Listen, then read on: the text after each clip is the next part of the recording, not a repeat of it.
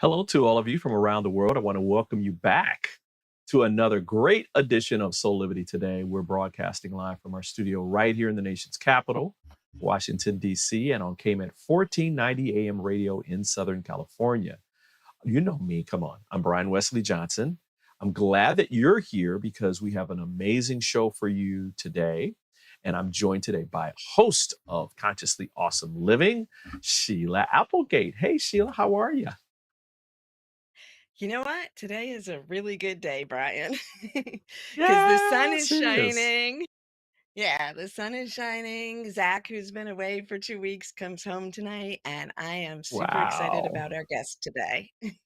Oh, man. I wonder who that could be. Well, we're going to find out in just a second. What was Zach doing? What was Zach doing, for the last couple of weeks? Zach has been in Kansas visiting his sister and brother-in-law and his nephew. So basically, he has been with his 4-year-old nephew all day, taking care of him. And this is a first for Zach. He hasn't had much child experience, but he has Wow. had so much fun. There's such a bond there, and Mhm. he's loving it. I've gotten lots of pictures, and they're adorable. Oh, well, way to go, Zach. Way to go. Um, we're in the thralls of doing something exciting here at the house. We're doing some more renovations. Ooh. Mm. And so I'll have to show everybody what we've done later once we've gotten everything complete. But you know, it's been That's really fun. exciting for us because there's some things that we've been really wanting to do. That's exciting and You also chaotic, right? yeah, it's mainly because of like people like working, and it's like I've been so used to having like quiet most of the time. And Right. so now the noise is there and it's like, "Ugh."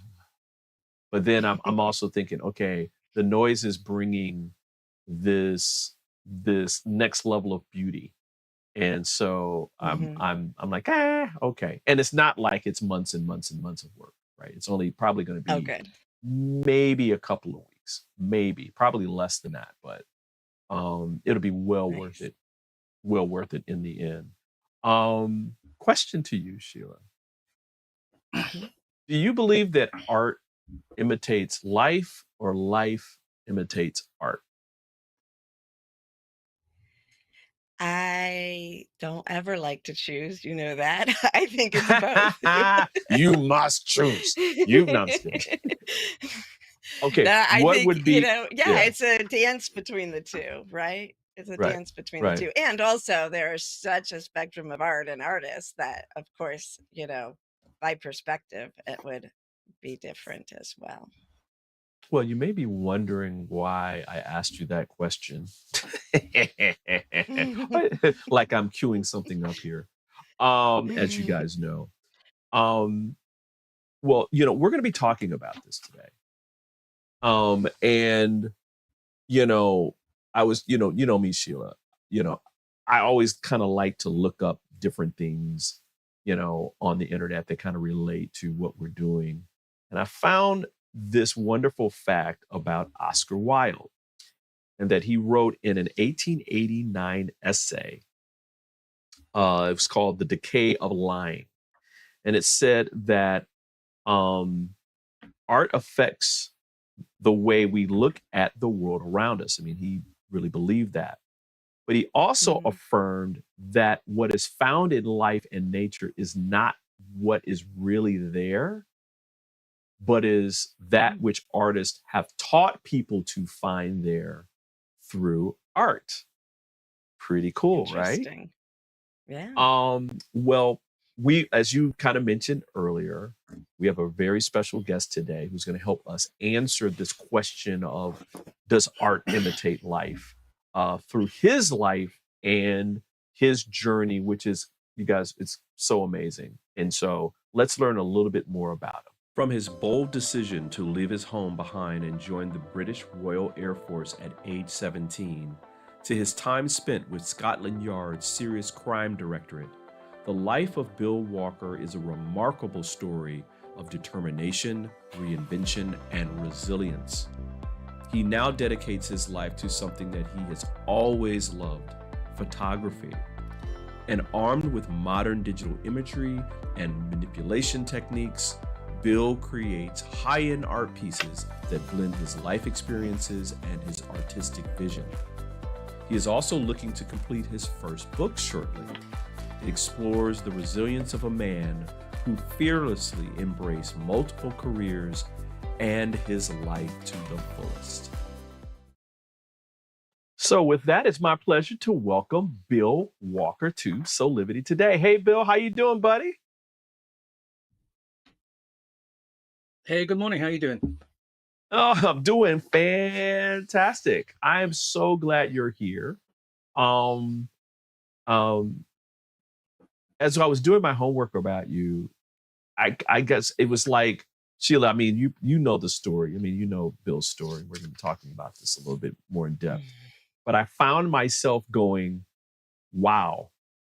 And then was reading and researching a little more, and I go, "Wow!" again, and then it repeat itself over and over and over again because you're kind of, I'm just going to tell you this. One of the main reasons why I'm loving that you're here is that I find that through our journeys, a lot of times we're moving in the opposite direction that what we're socialized to believe, and that is, okay, well, you check these boxes, right?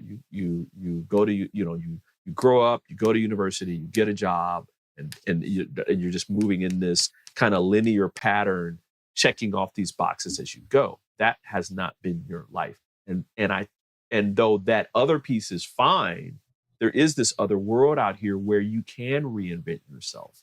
You can find new paths based upon things that interest you. And so, you know, showing you through this lens of possibilities is something that I think is important for people to see. So thank you for being here. No, it's my pleasure. It's my pleasure. It's one of those strange things that you don't plan it. And we were speaking off air about this just earlier. For a long, long time, I was of the impression I was jack of all trades, master of none, because I kept moving on to different things. And it took me a long time to figure out that's actually not a bad thing. If you're a square peg in a square hole, you're going to be that the whole time. Right. If you're a little bit more fluid, then things open up to you. The one constant that has really been a thread throughout all of what I've done has been photography. Even in small ways, photography has been involved. So it's one of those things that you kind of look at it and go, yeah, okay, fair enough. I'll run with this and see where it goes. So far, so good. Wow. Now, Sheila, I was trying to ask you this earlier, but you were not. You're like, no, you're gonna wait till the show. So I'm asking you now, how did the two of you guys meet? And then we'll get into some nitty gritty around Bill's life. Right. And I wanted to wait to share it with everybody because I think it's such Bill and I have been friends for, I guess, at least 17 years, almost 2 decades now. And Wow. it's an unlikely friendship, right? Because we seem like polar opposites on the outside, but we're not. And so um, the the funniest part, I guess, about it is we met on MySpace because back Really? in the day, yes, we did. Woo! Because You're blowing my Bill, mind now. right? So Bill MySpace. had a Woo.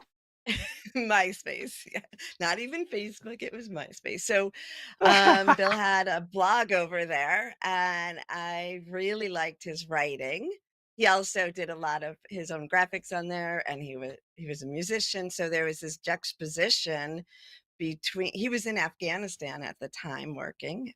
So there's this juxtaposition between the arts, creativity, and war energy or security, military type energy Mhm. and experiences. And I love, people think of me as all light, but I love to see the dance of light and dark in our world. And so blogs just really interest me, and we started talking, and we've been friends ever since.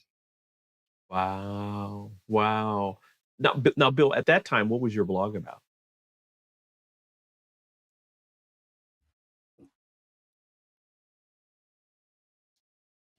Bill, I did think we lose you? I thought we had a delay, but I we might believe have you said lost at the him time I was your favorite skeptic.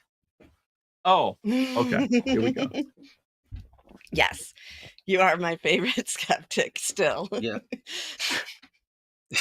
Although I, and then I think Bill said that I was the most surrendered control freak. That's I still use that term. So it's the balance between the two energies, right? The dark and the light. And that, I think, is, Bill, what you bring into your art so well. But before we get into the art, since we started with your work, can you share? I know a lot about some of, through your blogs and stuff, I know a lot about some of your experiences, but do you have any highlights from the side where you were in security, and that you would want to just share some high points of this journey?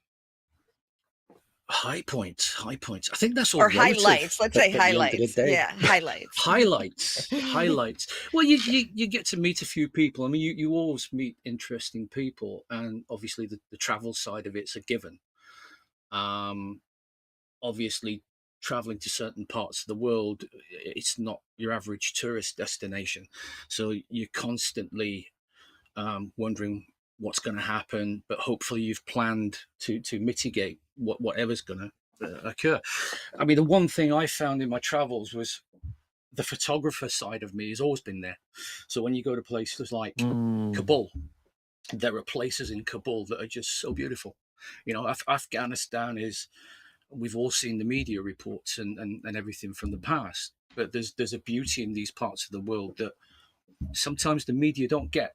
They don't push that side of it. And I know people have got various memories from that part of the world, and everybody's got different experiences, but you can't take away from the beauty of some of these places that. And we've had clients that we want to go here, we want to go there, we want to have a look at this, and for the most part, you try and facilitate that if you can. But generally speaking, if it's dangerous to do so, then I kind of say, well, no, sorry, we can't do this, or we advise against it. But I understand why they want to go to places like, I mean, the one that stands in my mind is a place called Shah's Bookshop in Kabul, and it's in the center of the city. It's a very, very old bookshop, and it's the classic. It's wall-to-wall books. It's like a scene out of Harry Potter. It's just one of those places where you'd pull up an armchair and just stay and chill, read books. And it's world famous. And when clients come to Kabul, occasionally, we want to go to Shah's Bookshop. Well, I understand that.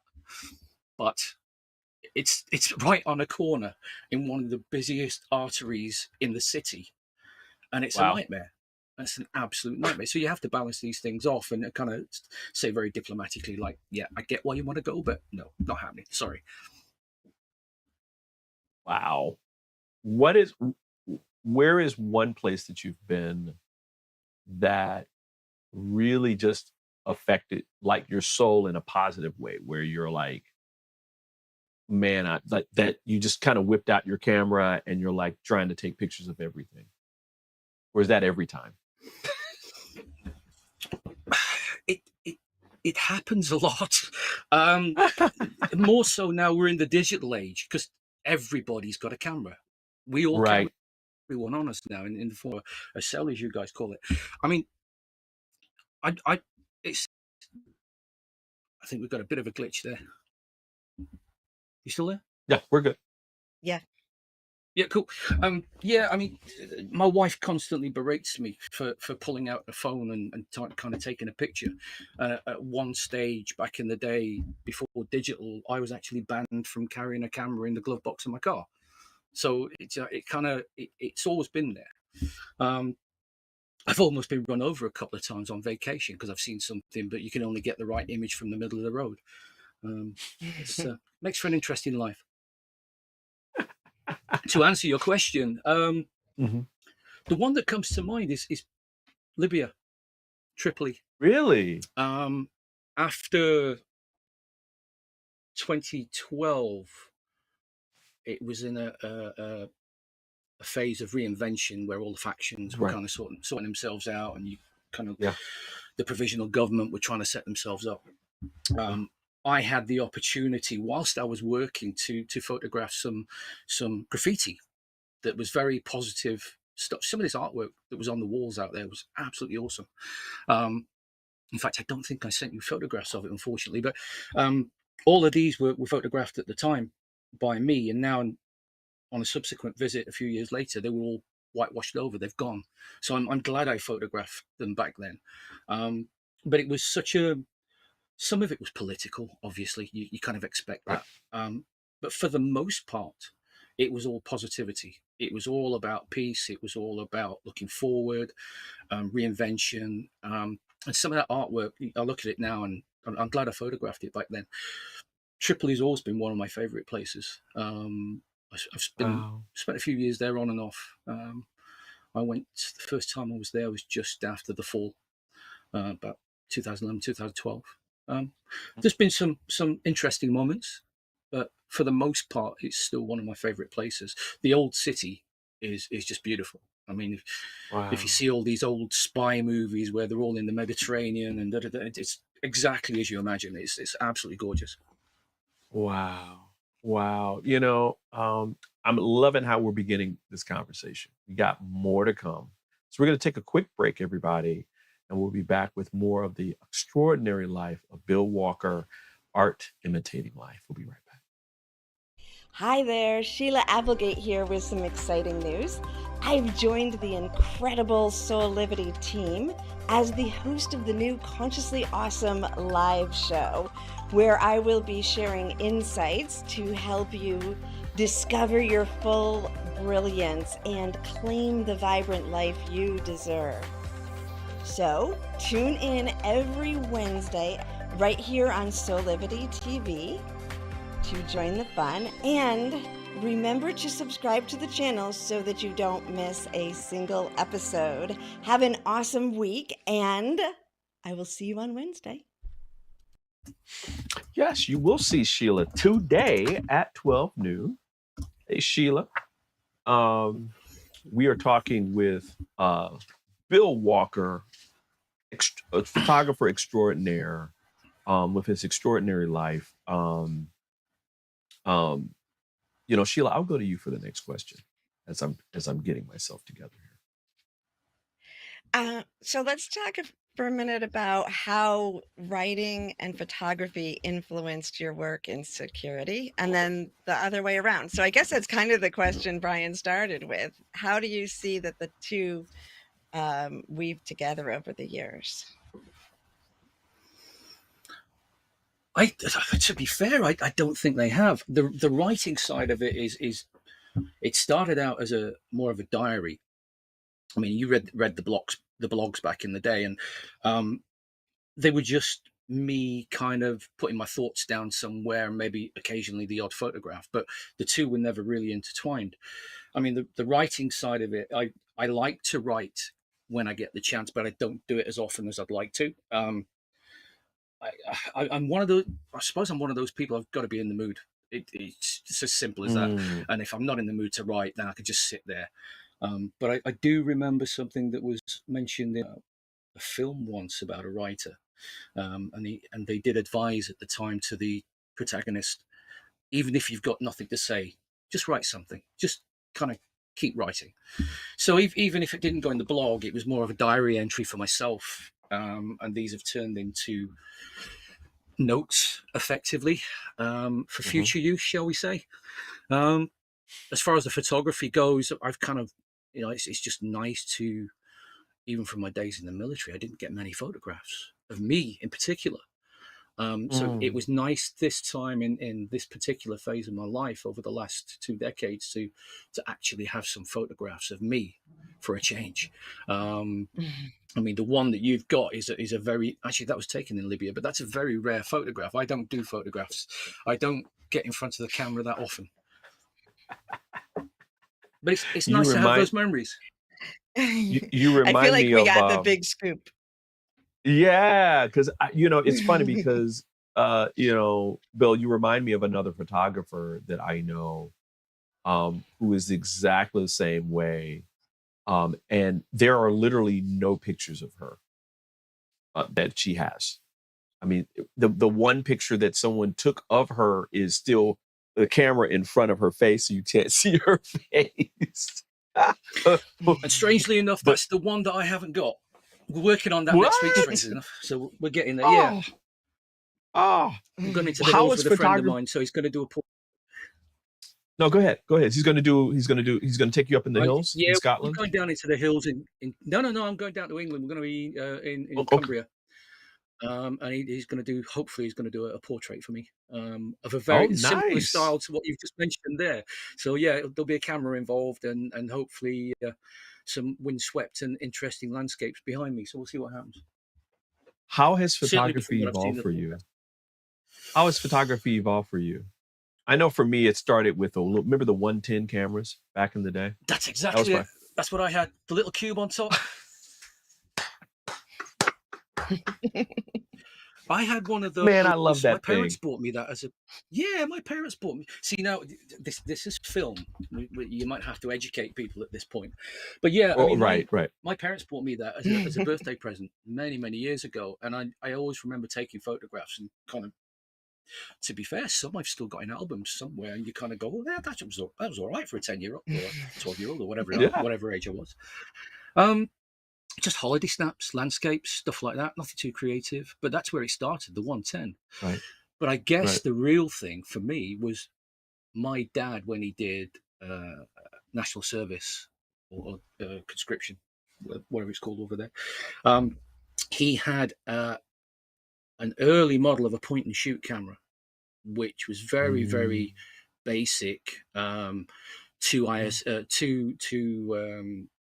ISO settings, Oh, medium yeah, format yeah, film, and he took it yeah. everywhere in Germany with him back in the 50s, and Wow. he still had it.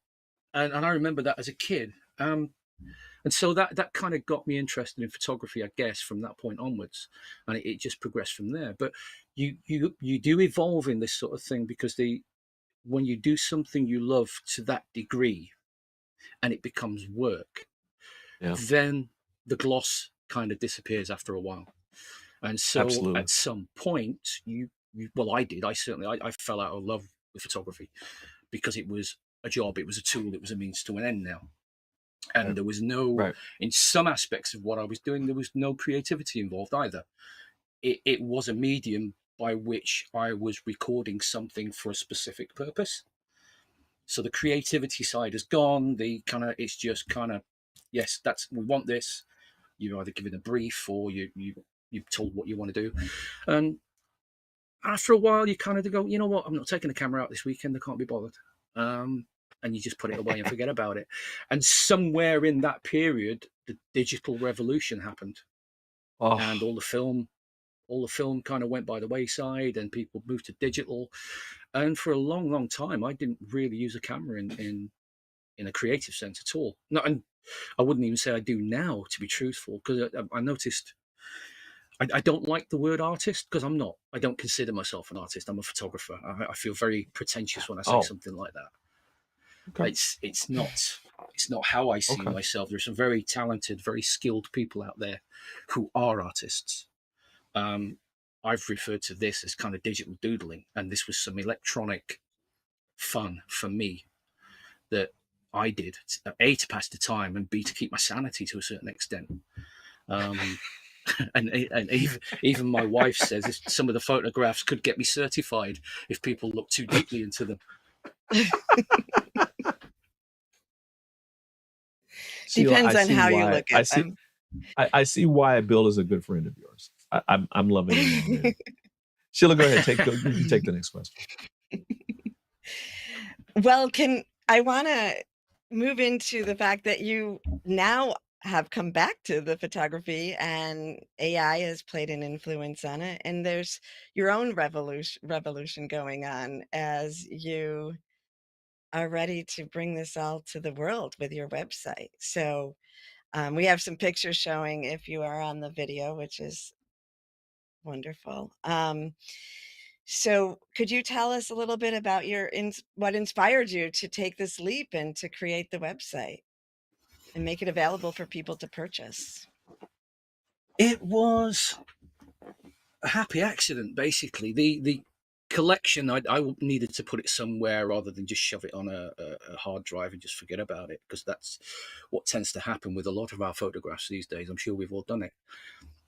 I made the decision to go to Instagram and put some photographs up on Instagram, which it was already there. The account was already there.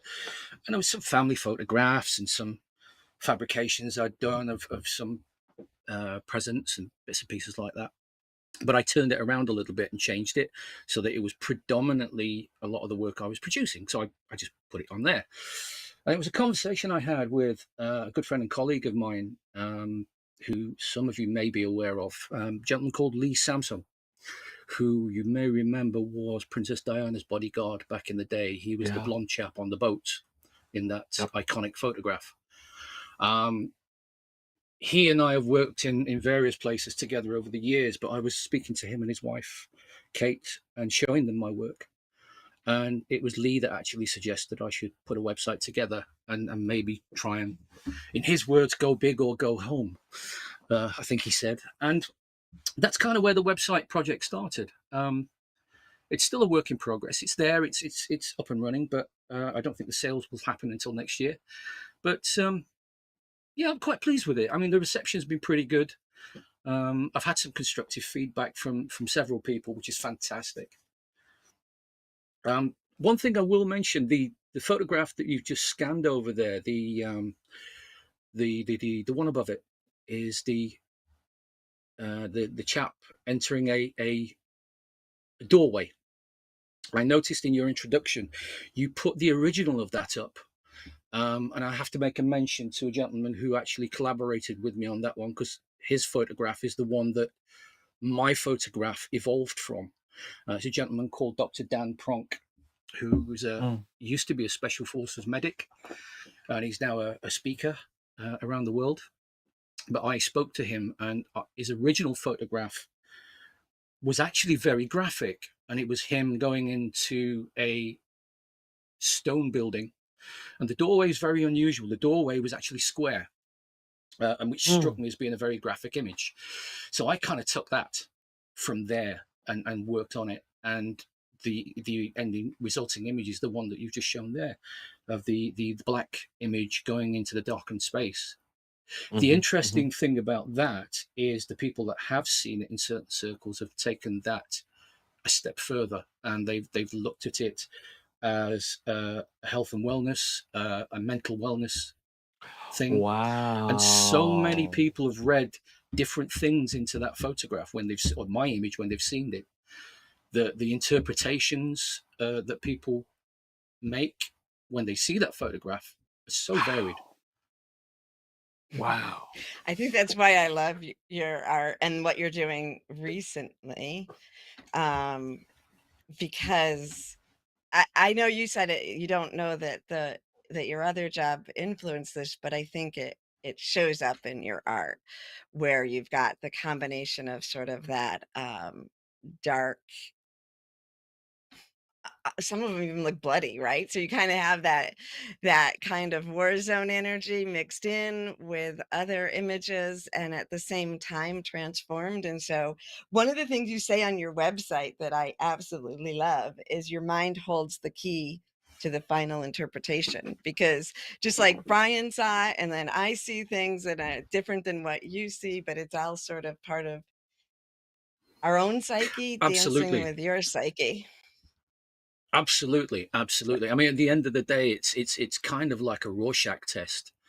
And again, going back to my wife saying the psychologist would make a whole subject matter about this. I mean, that particular image that you're looking at there, the interpretations of that is the lone soldier. Well, is it the lone soldier going into a darkened room?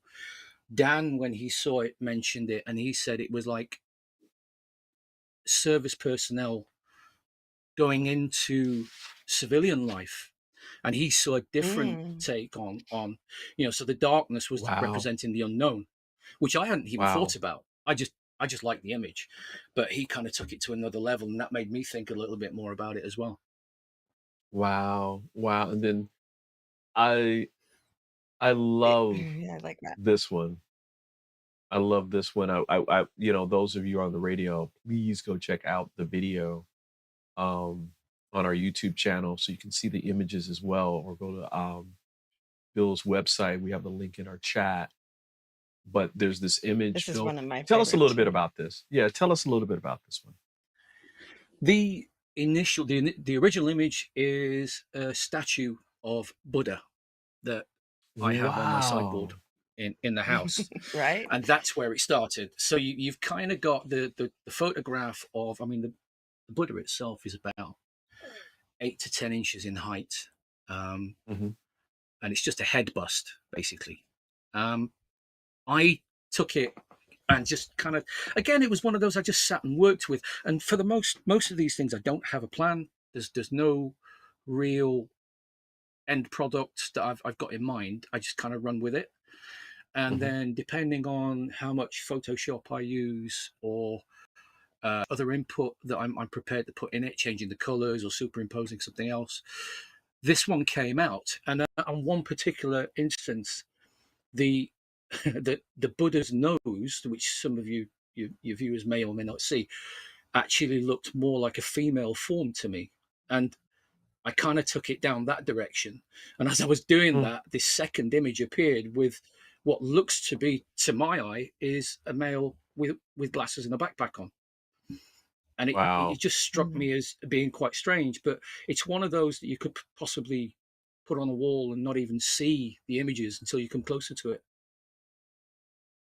And equally, It's Yeah. you so won't see the Buddha funny. until you step back. It's so funny because I see 3 images in that photo. 3 separate people. 3 distinct people. Oh, where's the third Mm. one? Even I've not seen Yeah, that. well, one is on the left-hand side, and it's, like, mysterious, like, in the background. And then there's, another person up front, and what I would say is a woman, in the red Mhm. that's there. Yep. Right. So again, right? It's the beauty of art, right? Where you don't have to have the same thought about the artist, that picture, right? When it was created, like, well, I was led to da da da da da, and that art invokes things in us that may or may not relate to our life, right? I just thought that was really cool because as you were describing it, I was like, wow, what a cool conversation we could have just talking about that, right? Um, listen, we Everybody gotta pay a little sees couple. something. No, no, go Yeah, ahead, go really ahead. quickly. No, everybody sees something different in most of the images. And again, it's probably a psychologist's dream, to kind of go through this Rorschach. Well, I stuff. kind of have that background. Yeah, exactly. I mean, it's I'm actually reluctant to go down that route. I'll let the art do the therapy for me. We're having so It's much working fun. for Listen, you. we're gonna I know, right? We're gonna take a couple minutes. We're gonna pay some bills, but we got more coming up with Bill Walker and Sheila Applegate as we talk about art imitates life. Hi there, this is Brian with Soulivity.com. I want to share some exciting news about our new Aspire Academy by Soulivity. Now, you probably want to know what the Aspire Academy by Soulivity is. Well, it exclusively connects you with people around the globe and who share the intense desire to improve themselves and create a better life for themselves today. There's classes, there's workshops, there's live events, and even more exclusively just for you. You see, I wanted you to have a safe space where you could grow, you can learn, and it would empower you in all aspects of your life, including your mind, your body, and your soul. So how do you get started? Well, it is so easy. First of all, the best part, joining Aspire Academy is absolutely free. Just click on the Join Now button, sign up, and begin your journey. As a special part of this invitation to you, there are some free courses that are available for you to try from our amazing roster of coaches and collaborators. It's our way of saying thank you for all of your support and being with us along our journey of expansion. I hope you enjoyed the Aspire Academy by Soulivity today. Start the process. Learn more about your passion, your purpose, and how to live a higher quality life.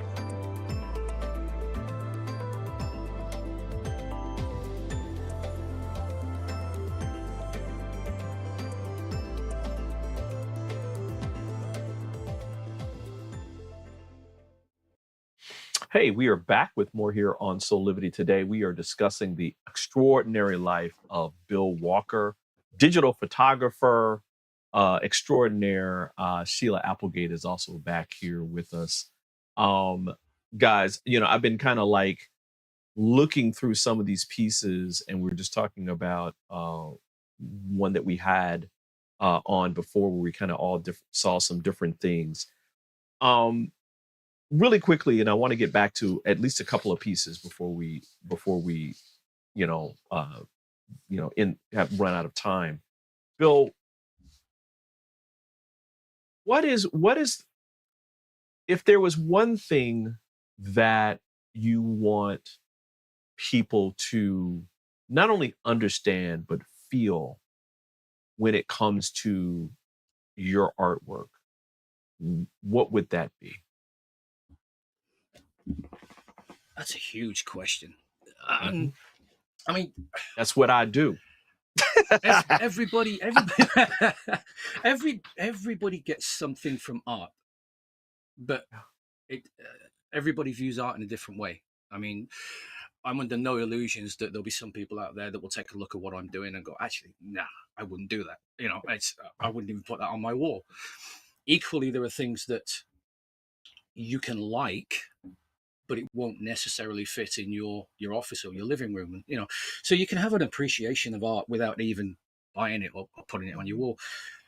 I don't really give much thought to the other person. I know that sounds cold. I'm doing it for me, ultimately. Right. If people like it, that's a bonus. That's a big bonus. I mean, I'll still do it. If people, even if none of it sells, I will still be doing this just to pass the time or just for the sheer zen of it, to do it. So I know it sounds cold. I don't really worry about that sort of side of it at all. I enjoy it. And if I like it, and I'm my worst critic. I mean, I'll do something, and if I'm not completely happy with it, I'll leave it and come back to it a couple of days later. And sometimes I'll even delete it and start again. It's just not going in a direction that really floats my boat. I'm just, if I'm not feeling it, then I'll just get rid of it and start again. So it's like the writing we were saying earlier. You've got to be in the mood to do it. And if you're just not in that mindset, then it's got to, sounding very arty here, but it's got to flow. If it's not flowing, then you've got to start again. I like that. I like that. Go ahead, Sheila. But I just want to point out as you're speaking, Bill, that everything you said was what a true artist would say. And I know you still want to call yourself a digital doodler, which is very catchy, but you are an artist. And I will claim that for you if you're not going to.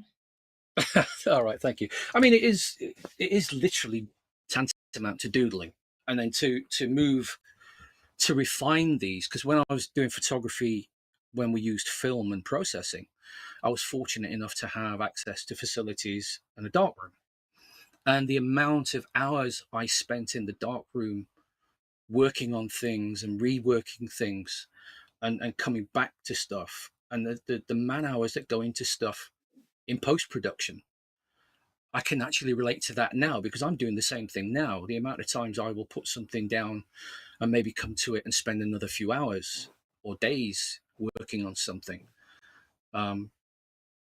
It it it is doodling at the end of the day, but you've got to draw the line. I think any real artist will tell you you've got to know when to stop.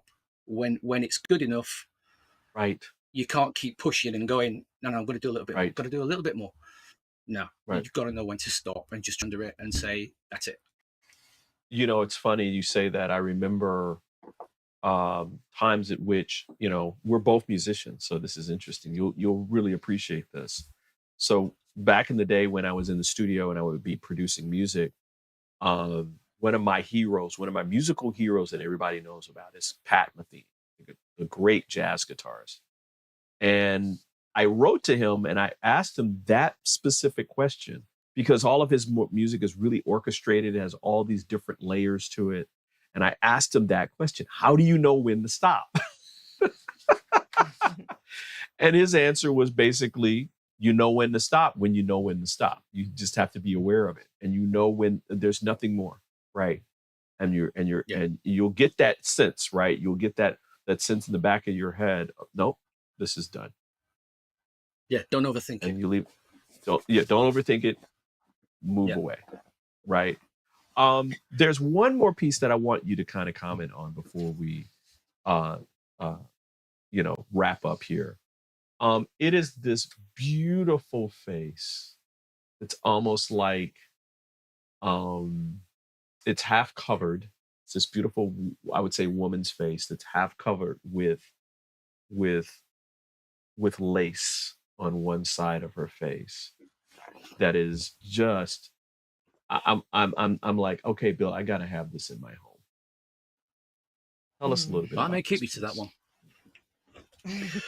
It's another one of those. It was a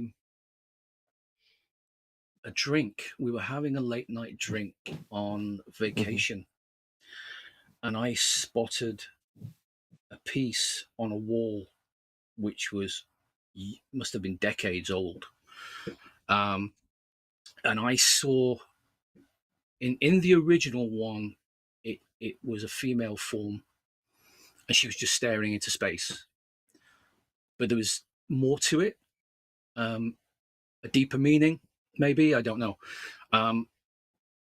I saw something more troubling in her eyes, and I just followed that one through.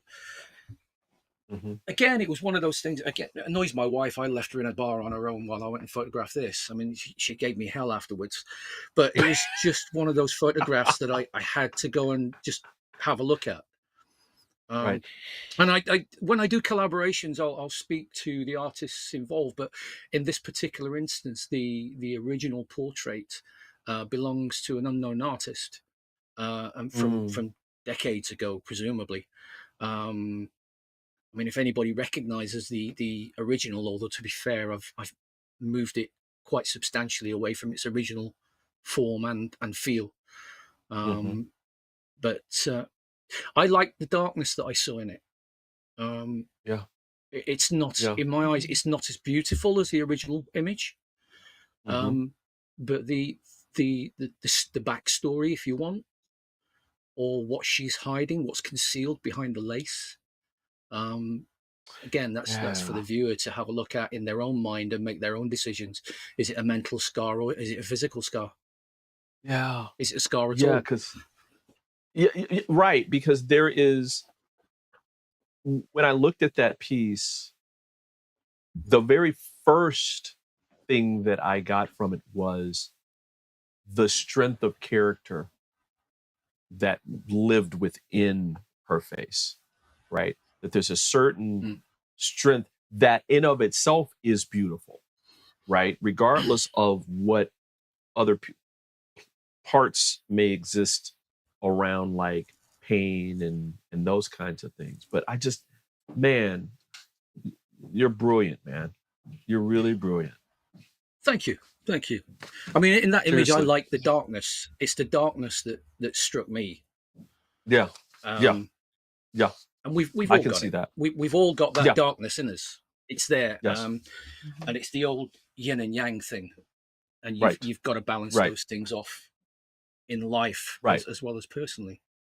Exactly. Exactly. Listen, guys, we're gonna take a quick break, and then we'll come back and we'll find out from Bill like what's coming up for him, and then we'll take it from there. So we're gonna take a quick break. We'll be right back.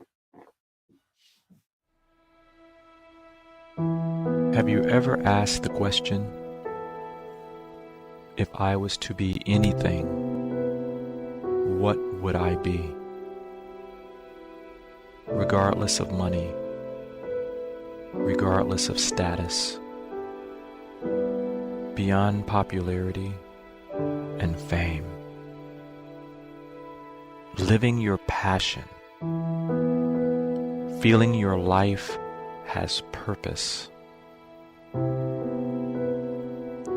Soulivity is a space to nurture that which lives in all of us. A place where work can become play, and doing what we love creates the dreams of a lifetime.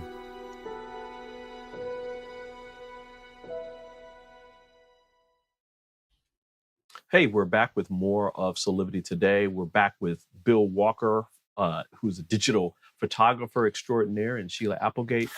Bill, what's next for you? What's happening in terms of like what can we expect from you that's coming in the very near future? I'm in a period of semi-retirement, which isn't to say that I can sit back and relax on my laurels. I'm actually still available for close protection work or any other kind of work for that matter. So, but I can more or less kind of pick and choose, if that's the right phrase. So in my downtime, I'm kind of at home with my family, which is unusual. I've been at home more in the last few years than I have done in the last 2 decades, which is life-changing for everybody concerned. But I'm enjoying it, and it's good.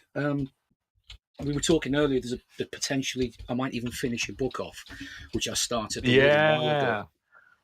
That came out of the blog entries that I did back in 2007, 2008. But very quickly, it came to mind that the blog entries themselves wouldn't be enough. So it's actually turned out to be some sort of autobiography. So I've had to go back to my roots in Sheffield and bring it up to date, because without that, you don't realize why I ended up in Afghanistan back in 2007. So it kind of it's all got to tie together a little bit. So, but that's where we're going. I would love to have you back and talk a little bit more. I mean, we focused on your artwork because I think your artwork represents this journey for you, right? And how you've reinvented yourself over this period of time. And there's another story of transformation for you starting when you were 17. I mean, we mentioned it in the beginning when you joined the RAF, the British Royal Air Force, as a soldier, and that journey took you through different weaves and turns and adventures and experiences. So would love to have you back and talk a little bit more about that side and couple it with the creative, right? That was there the entire time. It's just now you're letting that come out even more. So would you come back and join us? Yeah, it'd be my pleasure. Absolutely. This is gonna be great. I love it. I love it. I love it. I love it. Sheila, thank you. Thank you for introducing us to Bill. Bill, it just, again, I'm pleasure to meet you. You got another special, the special friendships, right? You got another special friend across the pond in DC now. It's nice to meet you too. Listen, everybody. Can I say a couple of things? Yeah, go ahead, Sheila. Go for it, Sheila. We got a couple. Yeah. So I want to, as a sister thing, I just want to say I know that Bill made some jokes about his wife being fed up with his obsessions, but I also want to do a shout out to say she's also been very supportive of him over the years. And Right, then right. Oh I God, yeah. wonder, since Bill didn't really,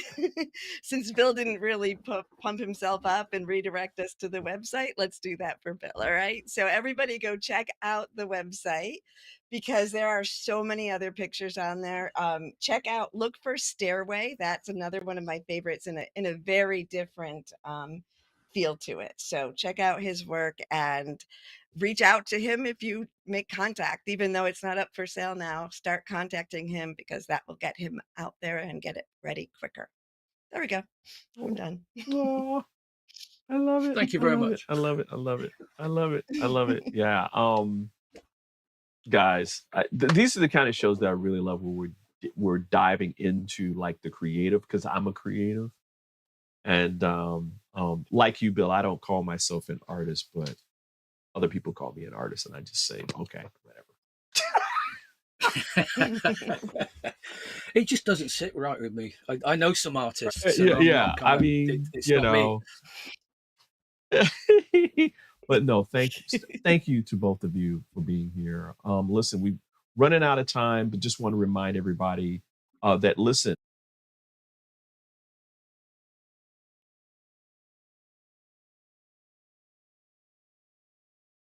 Yeah, follow us on social media where there's a lot of things happening across the Soulivity network. You can find us on Facebook, YouTube, especially go to YouTube and subscribe because there's a lot of information that's there. And a lot of our shows are there as well that you can watch and enjoy at your leisure. So listen, on behalf of everybody here at Soulivity, thank you for joining us today for another edition of Soulivity Today. We've got another fantastic show coming up, every Monday through Friday, but tomorrow is another special one where we're going to have another special guest. Diane Shenandoah is going to be talking to us, which is, it's going to be awesome. Just come, just come tomorrow and enjoy it with me, Sheila, and Dr. Chanel. Until next time, listen, keep living your life with passion and purpose and create your best life today. We'll see you next time. Bye for now.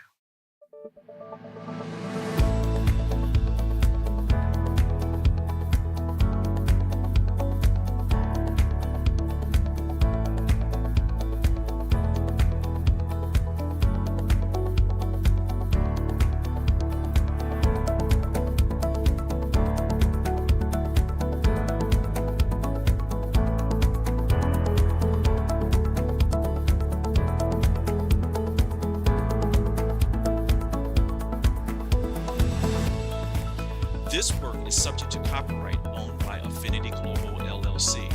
Any reproduction or republication of all or part of this is expressly prohibited unless Affinity Global LLC has explicitly granted its